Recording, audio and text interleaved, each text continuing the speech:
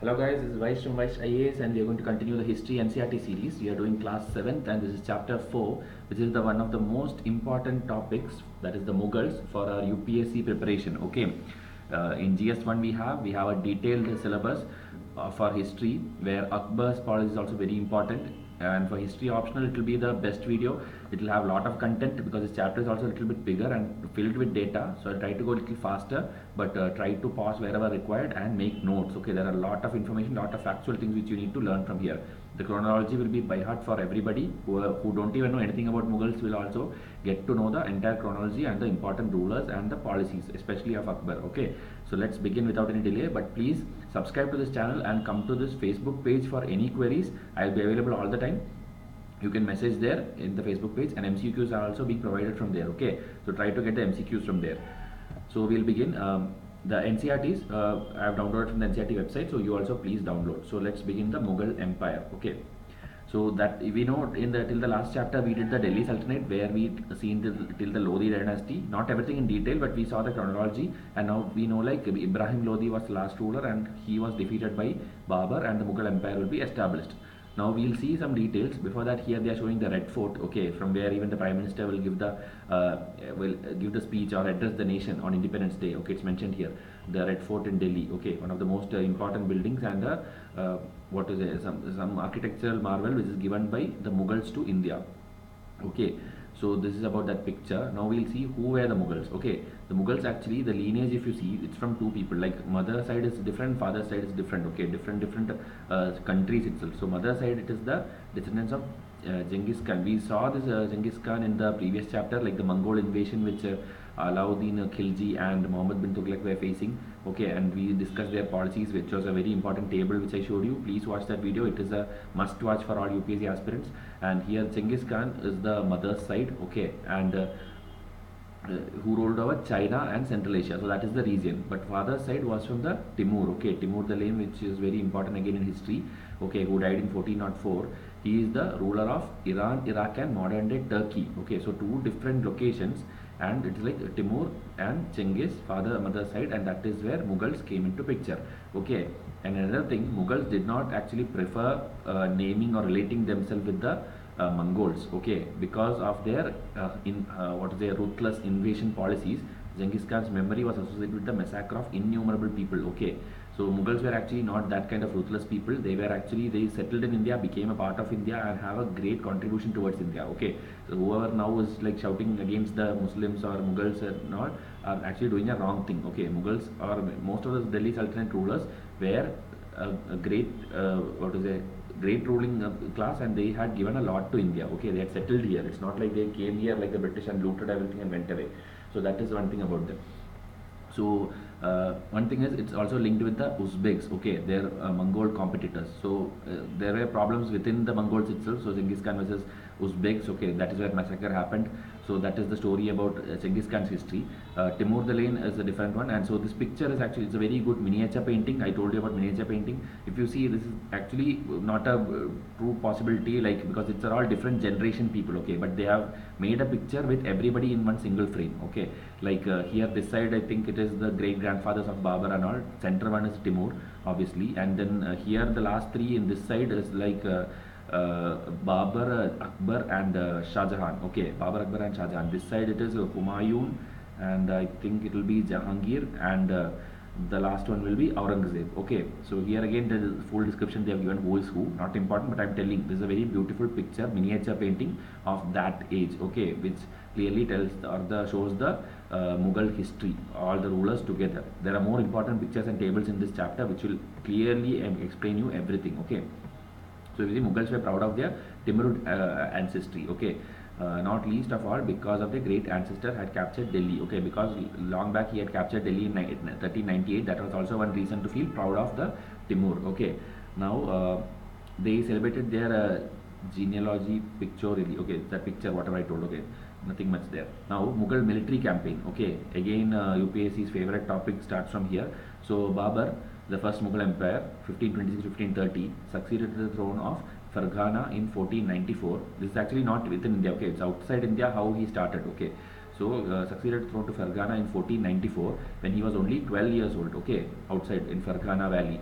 Then he was forced to leave his ancestral throne due to invasion of another Mughal group, the Uzbeks. Okay, that Uzbeks actually came fighting in that region, and then he had to leave the throne. After years of wandering, he seized Kabul in 1504. That means he's closing towards India. Okay, from there he's actually closing and coming near Afghanistan. And 1526 he defeated the Sultan of Delhi, that is Ibrahim Lodi.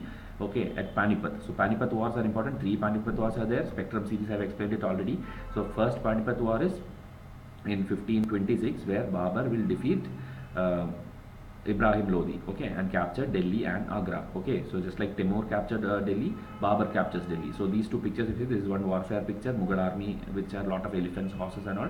And then next picture you see, this is cannons. Okay, cannons, this was a very controversial question again long back, which I came in UPSC. Like the statement was like Babur was the one who introduced cannon. Okay, you tell me in comment section whether it is true or false. Okay, it's of course true that cannons were part of this Mughal warfare, and he was the one who used it first in India. Okay, in the military warfare. But he was he the one who first invented it or introduced it? Just tell me in comment section. Okay, because that time people were confused like whether it's true or not, because here also directly they don't tell anything like he introduced it first, but they show like in 16th century this was added to the warfare. Okay, by whom or how it is not mentioned. So that is one thing. Then again these are different things which we learn in multiple chapters, not much important. We'll see the details anyway. Now this table, okay, table 1 which is given here, it has covering over 2 pages, and it has the entire history of the all the Mughal rulers. It's very useful, very fruitful. Either read it from the NCERT which after downloading, or just make notes as and when I'm reading it. Okay, it's very important. Babur popularly for 3 major battles. Okay, first is the 1526 one, where he defeated Ibrahim Lodi, that is the first battle of Panipat. Then there are 2 battles, one is battle of Kanua and battle of Chanderi, you can tell. Okay, so one is actually defeating the Rana Sangha, that means that is the Rajput kind of rulers. Okay, Rana Sangha, and then defeated again the Rajput at Chanderi. So both are against Rajput, 1527, 1528. You should know like 1526 to 30, only 5 years he was there in rule. Okay, so in between that still 3 wars, that is the Panipat war, Kanua war and Chanderi war. So you should know who was the one who defeated Rana Sangha. It was Babur. So that's all about Babur. After his death, Humayun will come. Humayun's timeline I already told you, there is a break of 15 years in between, because Sher Shah Suri in between invaded and came. Okay, and Sher Shah Suri adopted the policies from Alauddin Khilji. Later Akbar will adopt the policies from Sher Shah Suri. Okay, I am repeatedly telling again and again so that it will be registered in your mind. Now Humayun's timeline, I told you this thing. And see 55-56, he is dying after 1 year of recapturing. Okay, just by an accident in the building. This also I told you. From his library staircase or something, he will fall down. Okay, now he divided his inheritance according to the will of his father. His brothers were each given a province. Okay, so they were like dividing equally the land. And how Sher Shah came was because one of the brother was not happy. Okay, Mirza Kamran is mentioned here.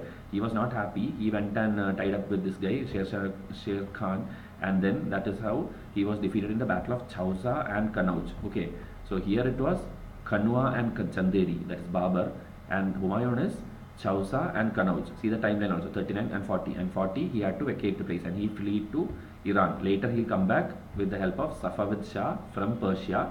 He'll come back, and 55 he'll recapture, 56 he will die. Okay, that is the story of Humayun. I'm quickly telling, but it's very easy to understand, that's why I'm going fast. Okay, just the names try to register in your mind. Kanua, Chanderi is for Babur, Chausa and Kanauj is for Humayun. Okay, next is the most important ruler, Akbar. Akbar the Great they call him because of his good policies also.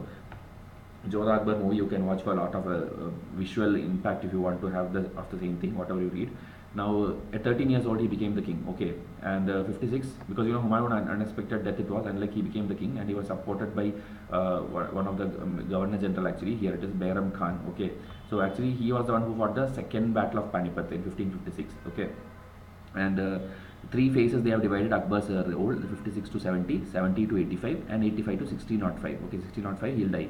So it's a long rule, you will see, like over 60 years or something. So here initially military campaigns were there, and Suris, Afghan, neighboring kingdoms, Gondwana, it's all about the external kingdoms and some of the internal kingdoms. So they were capturing all of these things, okay, under Bayram Khan as the general. And then again a lot of people involved, you don't have to by heart all these places. Okay, Sisodia capital of Chittor was seized in Ranthambore. So again they are capturing Rajputs also. If you know, they initially did not have good relations with the Rajput, but later marriage alliance will happen. Okay, and after they were defeated, but till then they had constant war with Rajput. Then military campaigns in Gujarat were followed by campaigns in the east in Bihar, Bengal and Orissa. So now eastern side. First they looked the western side and little bit of Deccan, and now they are looking in the eastern side. Okay. So there also again a lot of revolt campaign happened in support of Mirza Hakim. They are mentioning that is not important. Now 1585 to 1605 expansion of Akbar's empire. Okay.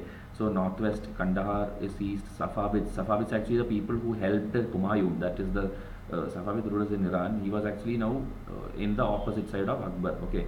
Kashmir was annexed. Kabul after the death of Mirza Hakim. Okay. He's actually half brother. Okay, half brother of Akbar. Then campaigns in the Deccan started, Berar, Khandesh, part of Burma. So if you see, the extent is across India now. By the time he died, it was there across India, and later with his own son. Okay, till Akbar it was okay, but after Akbar, the son-father conflict will be there. If you see in the old Mughals as a movie of Hindi, you will know it's a very good movie. Prithviraj Kapoor played the role of Akbar, and Dilip Kumar played the role of Shah Jahan, where it's more focused on the love story, the Salim and Anarkali's love story, but the conflict between father and son is also shown in detail. So try to watch that movie. Okay, Salim, who is Jahangir. Okay, Salim is the name, the another name. So Salim and Akbar had conflict later in the future years, towards the last end years of Akbar. In that movie also he shown like Akbar is a very old person in that movie. Okay. Now Jahangir, next one, 1605 to 1627. So it's a little bit short. So here if you see, Sisodia, ruler of Mewar. This actually, these Rajput people, they have a lot of places. Okay, Mewar, Marwar and all you will see. So Mewar is Sisodia, Marwar I think it was some Rathors or something like that. Each place have a different name. Chauhans were there. So as and when you read, you will get used to it. Okay, Sisodia, ruler of Mewar, and Rathor is for Marwar. That is what I remember now. Just keep in mind. So okay, they accepted the Mughal service. Less successful campaigns against the Sikh. Ahoms is in Assam. Ahmednagar is in the south. Okay, near Golconda region. Prince Khurram, which is actually Shah Jahan. So again, father-son conflict. Okay, Shah Jahan versus Jahangir. Then Jahangir's wife is Noor Jahan. There are some more details later in this chapter. We'll see. So that's all about Jahangir. And during the time of Jahangir, actually these paintings, miniature paintings, and all those things popularized. Okay, he was a great patron of art and craft.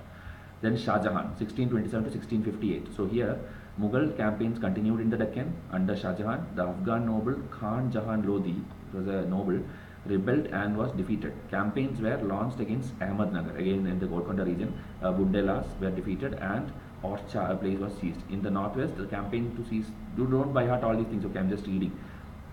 In 1632, Ahmednagar was finally annexed and Bijapur forces sued. So again, Deccan policy was kind of successful during the time of Shah Jahan. Shah Jahan, whenever you know, you will know the Mumtaz Mahal and Taj Mahal story. So that is another version of it. And again, Peacock Throne, Kohinoor Diamond, lot of things are related. So art and craft, everything, architecture, you can tell kind of golden age for Mughals is during the time of Jahangir and Shah Jahan. After Shah Jahan, it will start deteriorating. Okay, because Aurangzeb will come, who had this lot of pro-Islam policies and lot of other taxes he will impose on non-Muslims.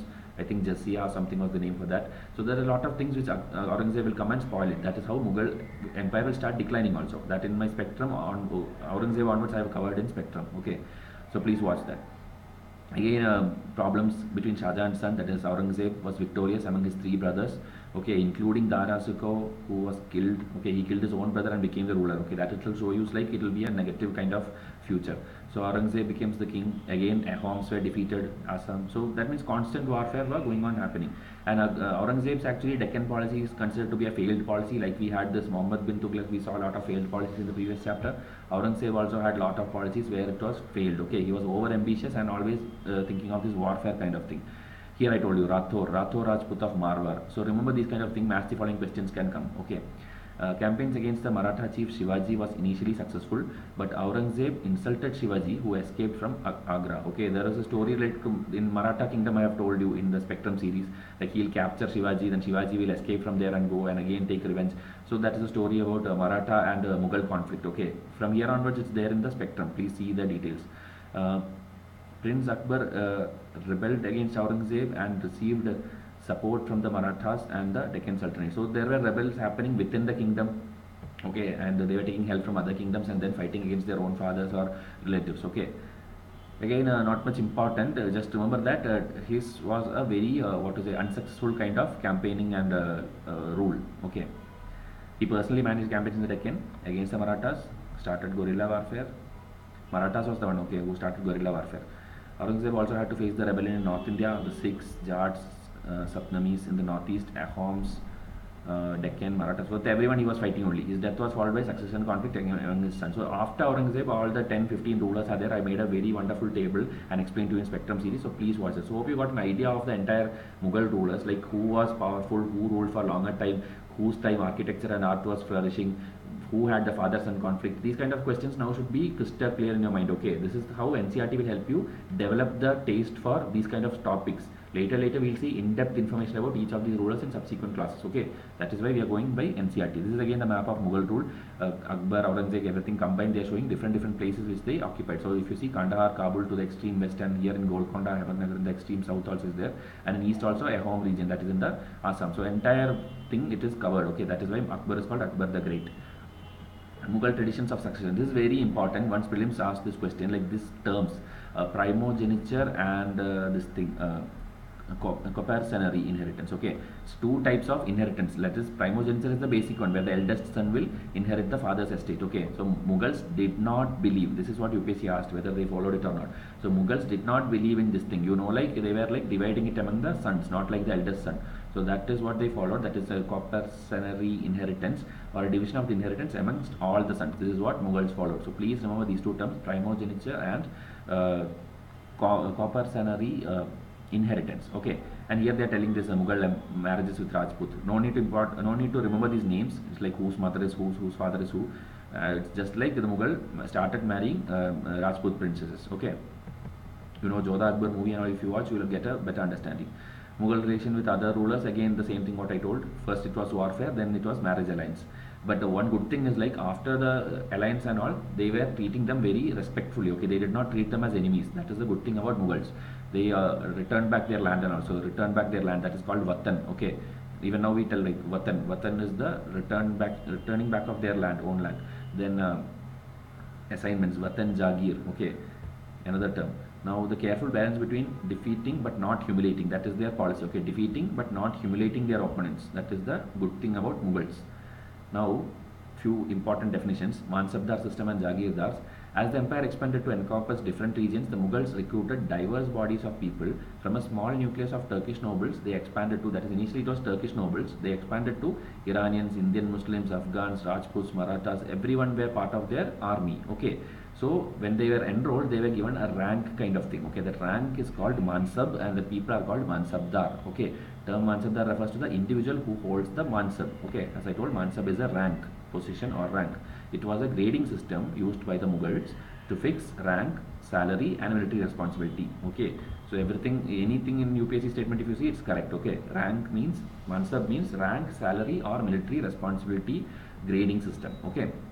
Rank and salary were determined by the numerical value called Zat. Okay, so that is how they'll understand like how much worth is each of the officers. Okay, value is Zat and the rank is Mansab. The higher the Zat, the more prestigious was the noble, obviously. Okay, and position in the court also was decided like that. So this UPSC's favorite topic. Many times questions have come. Any mock test you take of medieval India, at least 5-10 questions will be there. Okay, from this point, this paragraph alone. So please have it. Please focus on this. Zat ranking. Nobles with a Zat of 5,000 were ranked higher than those of 1,000. In Akbar's reign, there were 29 Mansabdars with a rank of 5,000 Zat. So this is just the numbers, like Akbar and Aurangzeb both were maintaining a lot of Mansabdars. So obviously a lot of salary also need to be given to them. The Mansabdar's military responsibilities required him to maintain a specialized number of Savar or cavalrymen. So Savar means, we say good Savar and all, right? Savar is cavalrymen. Okay.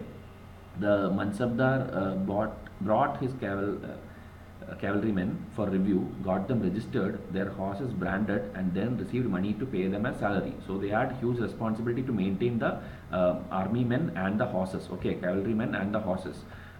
Mansabdar received their salaries as revenue assignments called Jagirs. Okay, so they got land. If you remember, long back we learnt in the ancient history and all, Samanta was a term where people were given land and they were maintaining military. Same way here Mansabdar are given Jagir, only the term changed. Okay, and here difference is there, but unlike the Muktis also we saw Mukti and Iqtadar I think in the Alauddin Khilji time we seen this term. Okay, most Mansabdars did not actually reside in or administer the Jagirs. Okay, so there in Muktis they were actually living on their own land. Okay, what was given to them, but here it is not like that. They will assign it to something else for revenue. Okay, so that's the difference between Muktis and Jagir. Please remember all these facts. It's all relative and it's all very important for your UPSC.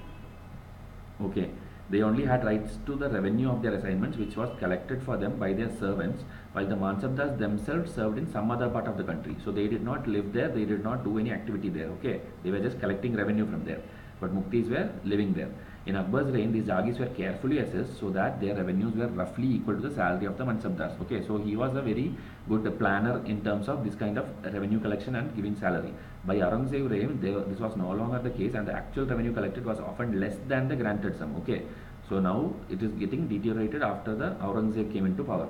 There were also a huge increase in the number of Mansabdars, which meant a long wait before they received a Jagir. Okay, so again salary problems happened. As a result, many Jagirdars tried to extract as much revenue as possible while they had the Jagir. So they know like they are not going to get salary properly, so they will do all this, forcing the laborers to work on this land and get more and more revenue. This is actually the predecessor, you can tell, of the Zamindari system which will come in the Britishers' time. Okay, so that is done in detail in Spectrum. Please watch that. All the land revenue system. This time in prelims they had asked about Rayatwari settlement. Okay, next year maybe they will ask the Mahalwari system. Definitely there are some sections in which UPSC definitely picks a question. Okay, out of 100 questions, 100 of them are coming from 100 definite topics. It's not random. It's never random. Okay, like there will be 6 or 7 questions about schemes. There will be 5-6 questions about reports or international reports. Then climate change, 1 question will be there. Agriculture, 1 question will be there. We definitely know the sections from which questions come, and still we tell prelims is tough. Okay, prelims is not tough. Prelims is actually weird in the way they frame the statements. That's all. You just need to focus. If you need to focus in the exam hall, you should be confident. If you need to be confident, you need to complete your syllabus and then go. Or if you just believe in lot of collecting of lot of coaching materials and then telling like I did not do that, he did more than me, then you are not going to clear. Just do these basic NCERT. That is why we are doing this video series for you. In 2 months time we'll be completing all these NCERTs, and you just need to sit and watch it. As many number of times you watch and make notes, it's the better for you. Okay, prelims, I don't want any of my student to fail. Everybody should clear prelims this time. Okay, now Zabt and Zamindars. The main source of income available to Mughal rulers was tax on the produce of the peasantry. Okay, the main source of income available to Mughal rulers was the tax on produce of the peasantry. So if you see this picture also, you can see king is demanding from the noble or the mansab, and the mansab is harshly treating the laborers. This picture itself tells the whole story. In most places, peasants pay taxes to the rural elites, that is the headman or the local chieftain. So they will pay to the headman, they will in turn pay to the mansab. Okay. The Mughals used one term, zamindar, so it's beginning. Okay, zamindar, to describe all the intermediaries, whether they were local headmen or villages or powerful chiefs. So whatever middlemen were there, zamindars was the name given. So that is how zamindari system also started. Okay, Britishers will continue it and make it even more harsh. Akbar's revenue minister, Todarmal. So these names are important. Akbar, you know, he had that Navratna or the 9 gems, okay, including Birbal, Tansen and all. So Todarmal is also one of them. He's a revenue minister. He carried out a careful survey of crop yields, prices and areas cultivated for a 10-year period. I think they'll call it as something called the Dhasala system or something, okay. So 10-year period they will be monitoring the prices, and based on that they'll decide the actual price. That is 1570 to 80, that is the 10-year gap. Okay, on the basis of the data, tax was fixed on each crop in cash. Okay, so cash, 10-year period, these kind of things is important because Akbar's revenues model has been asked in UPSC as a mains question. Okay, each province was divided into revenue circles with its own schedule of revenue rates for individual crops. Okay, so each province was divided into revenue circles with its own schedule of revenue rates for individual crops. So individual crops, cash based on 10-year period. So backtrack all these things. This revenue system was known as Zabt system. Okay, actually the Dhasala system is the name for this 10-year calculation thing. I don't know whether why it's not mentioned here. It is mentioned in many other textbooks. Okay, it was prevalent in those areas where Mughal administrators could survey the land and keep very careful accounts. This was not possible in provinces such as Gujarat and Bengal because it's in the extreme west and extreme east. Okay, they did it wherever they could manage the accounts properly. In some areas, the zamindars exercised a great deal of power. The exploitation by Mughal administrators could drive them into rebellion. Okay, sometimes zamindars and peasants of the same caste allied in rebelling against Mughal authority. So zamindars even came together to fight against the Mughal authority. These peasant revolts challenged the stability of the Mughal Empire from the end of the 17th century. So decline of Mughals, I have told in Spectrum, one slide is actually dedicated to that if you remember. There I have told 10 points I think about the decline of Mughal, and one of the point was this rebelling nature of the Zamindars. Okay, that same thing in little more detail we did it here. Okay, that's all. Akbarnama and Aini Akbari. Okay, here another important Navratna, Abul Fazl. Okay, close friend and courtier, to write a history of his reign. Okay, that is a kind of biography of this Akbar. Okay, Abul Fazl wrote it, and it's a 3-volume history of Akbar's reign and it's termed Akbarnama. Okay, Akbarnama by Abul Fazl. The first volume dealt with the Akbar's ancestors, and the second volume recorded the events of Akbar's reign. Third volume is the Aini Akbari. So Aini Akbari is nothing but just the third part of the same book called Akbarnama. So Akbarnama is a book written by Abul Fazl, and Aini Akbari is the third volume of that same book. Don't think it's two different books or something. So everything is given to everything the credit is to Abul Fazl only. It deals with Akbar's administration, household, army, revenue and geography. Everything is covered. It also provides rich details about the traditions and culture of the people living in India. The most interesting aspect about Aini Akbari is its rich statistical details about things as diverse as crop, yield, prices, wages, revenue. So entire administrative policies is there in this Aini Akbari, which is a part of Akbarnama, which is written by Abul Fazl, courtier of Akbar. Okay, hope you got all the information you need. So that picture again showing both of them together. Now Akbar's policies. Okay, let's go closer look, because UPSC has this thing, you have to look in detail. The broad features of administration were laid down by Akbar and were elaborately discussed by Abul Fazl in his book Akbarnama. In particularly in the last volume Aini Akbari, Abul Fazl explained that the empire was divided into provinces. Okay, he is explaining the administration now. Empire was divided into provinces called Subas, governed by Subedar, who carried out the political and military functions. Okay, political and military functions are by Subedar, who governed the Subas, which is the provinces. Each province also had a financial officer or Diwan. Now these kind of terms also as the following will come. Diwan is financial officer, Subedar is kind of the governor. Okay. For the maintenance of peace and order in his province, the Subedar was supported by other officers. Okay, such as the military paymaster. Military paymaster is Bakshi. Minister in charge of religion and charitable patronage is Sadar. And military commanders, Faujdar. Town police commander, Kotwal. Okay, so all these 6 names, just like in Chola Empire we learned a lot of names, this is also important. So try to by heart it actually. Okay, town police is Kotwal. Kotwal I think you will be knowing anyway. Faujdar, Fauji, so kind of thing, military is very easy. So town police and military is easy. Religious charitable patronage is Sadar. Okay, Sadar is kind of respect given, so it's like religious and charitable patronage. Military paymaster, try to remember, it is Bakshi. Okay, like Bakshi shall not be tell. So paymaster, military paymaster. And we saw Diwan is the financial officer, and Subedar is the governor of Subas. Subas is province. So hope you got all that 6 terms. Noor Jahan, I told you, her actual name is Mehrunisa, married Emperor Jahangir in 1611 and received the title Noor Jahan. Okay, after marrying Jahangir only that name was given like this. She remained extremely loyal and supportive to the monarch. As a mark of honor, Jahangir struck silver coins bearing his own titles on one side and other side stuck in the name of. Okay, so silver coins were issued by Jahangir. One side his name was there and other side Noor Jahan's name was there. Okay, title on one side and that same thing. Okay, Jahangir on one side, Noor Jahan on one side. So that much respect he gave because she was very loyal and honest or something. So the adjoining document is an order Farman of the Noor Jahan. Okay, the square seal states command of her most sublime analysis. It's not required. It's actually telling the same thing. Okay, in the name of Noor Jahan they used to have these kind of seal coins and all. Now here 2-3 terms are there. Akbar's nobles commanded large armies and had access to large amount of revenue. While they were loyal, the empire functioned efficiently, but by the end of the 17th century, many nobles had built independent networks of their own. Their loyalties to the empire were weakened by their own self-interest. Like I told you, that zamindars getting powerful, own self-interest, again and again forcing the laborers to do more production and give more taxes. While Akbar was at Fatehpur Sikri during the 1570s, he started discussion on religion. Okay, now he is also a secular person. A lot of important things. His religious policies are also asked in mains with the ulema the Muslim clergy kind of thing, Brahmanas for Hindus, Jesuit priest maybe for the Christians like who were Roman Catholics and Zoroastrians also. Okay, the Parsis from Iran. So these discussions took place in the Ibadat Khana. This is very important. Ibadat Khana is the place where he had discussion with the religious leaders. Okay, he was interested in the religion and social customs of different people. Akbar's interaction with the people of different faiths made him realize that religious scholars who emphasized ritual and dogma were often bigots. So this is very important.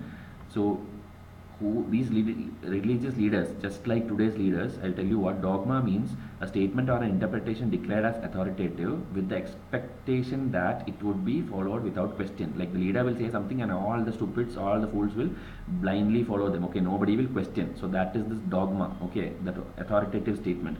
And bigot means it is an individual who is intolerant of another person's religious beliefs or culture. Okay, so these days also there are many what to say totally unacceptable kind of people who are there in our society, who is promoting their own religion and just blaming other religions. So this is actually happening from those days itself. Okay, right from the Brahmanas time it is happening. That is the old ancient history. If you learned from my videos, you will be knowing. So society started changing, and these kind of leaders used to give these kind of dogma statements, and they were actually referred like this. Okay, so hope you understood what I am trying to tell. I am not naming anyone in the present day because it's no point naming. Also, it's not going to change also. Okay, so their teachings created divisions and disharmony against his subjects. This eventually led Akbar to the idea of Sulhi-Kul. So this is important. He started a religion of his own, Sulhi-Kul, which is for universal peace. Okay. This is again a picture where all the religious leaders are there and he is meeting them at Ibadat Khana. Okay, if you see, different religious people are there. With the dress style itself, you will understand. In PK movie, they are showing religion is just understood by their makeup and this dressing setup. There's nothing else. So the idea of tolerance did not discriminate between the people of different religions in his realm. Okay, instead it focused on system of ethics. Ethics is important for us also, for UPSC aspirants. We have a paper itself. Honesty, justice, peace. Okay. Honesty, justice, peace. So these were the ideals of his new religion, Sulhi-Kul, universal peace. Okay, many terms we have learned today. Please try to revise everything. Okay, else you will forget. Definitely you will forget. Because I also took 2-3 readings for this to understand or just have this in my mind. So this was universally applicable. Abul Fazl helped Akbar in framing a vision of governance around his idea of Sulhi-Kul. The principle of governance well followed by Jahangir and Shah Jahan as well. So whatever Akbar framed up to Shah Jahan's time, it was followed. This was also a mock test UPSC statement, whether his successors followed his policy of religion or not. Okay, so up to Shah Jahan, it was followed. Again, about Sulhi-Kul, something is given. Jahangir, Akbar's son, described his father's policy in the following words. Not very important. Again, he will tell like compassionate and equality, universal, all those things. So we are not reading it. The Mughal Empire in the 17th century and after. Okay, the administrative and military efficiency of the Mughal Empire led to great economic and cultural prosperity. So initial days. International travelers describe it as the fabled land of wealth, but these same visitors were also appalled at the state of poverty that existed side by side with the great opulence. So along with the richness, that is too much wealth with the Mughal rulers, there were poverty also, and there were very poor people also. We saw like zamindars were making harsh conditions against those people, right? So the inequalities were glaring. Documents were so inequality was there. Okay, society was unequal. Documents from the 20th century of Shah Jahan's reign inform us that the highest ranking Mansabdars were only 445 in number out of a total of 8,000. Okay, so out of 8,000 Mansabdars, only 445 had the highest ranking. And you know that the salary, it's a grading system, so salary will differ. The small number, a mere 5.6% of the total number of Mansabdars, received 61.5% of the total estimated revenue of the empire. Okay, so you can imagine like other people are not getting it. Only 5.6% are getting. Remaining 95% people are getting very less salary. So obviously there will be net inequality. The Mughal emperors and their Mansabdars spent a great deal of their income on salaries and goods. The expenditure benefited the artisans and peasantry who supplied them with the goods and produce. But the scale of revenue collection left very little for investment in the hands of primary producers. Okay, so they just got the money for survival, nothing else for investment or any other purpose. The poorest amongst them lived from hand to mouth, and they could hardly consider investing in additional resources, like I told, like tools, supplies and all. They could not do any additional thing, just earn, eat and then get the next month's salary. That's all. They are not going to have any investment, or they cannot improve their life. The enormous wealth and resources commanded by the Mughal elite made them an extremely powerful group of people in the late 17th century. Okay, that elite. So as the authority of Mughal emperor slowly declined, his servants emerged as powerful centers of power in the regions. They constituted new dynasties and held command of provinces like Hyderabad, Awadh. Everything in detail in spectrum I have done. Who controlled Hyderabad, who controlled Awadh, then Bengal, then Marathas, all these rising of the kingdoms. Please see that in detail in spectrum. Okay. Elsewhere, what was happening? Kings and queens. I think Ottoman Empire was rising in that time.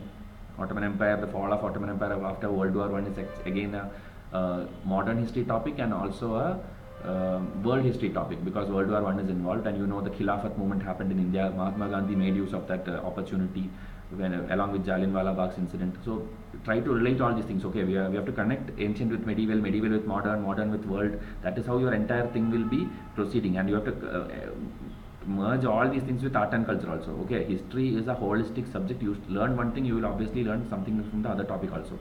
Here try to match this following. Mansab. What is Mansab? It is a rank. Mongol is Uzbek, if you remember that, competitors. Okay. Sisodia Rajput and Rathor Rajput, I told you, it is Sisodia is Mewar and Rathor is Marwar. Okay, and Noor Jahan is Jahangir's wife. Subedar is a governor. Okay, that's Suba province. Okay, try to remember, and many other names also I taught you. Try to recall all those names. Okay, that Bakshi and I forgot what are the officer names, but if you tell the officer names, I'll get reminded of the post. So you should also be like that. So that that is about this chapter. So I can come up with the next video soon. Please give your feedback. I need it. So till then, thank you. Enjoy your learning and have a nice day.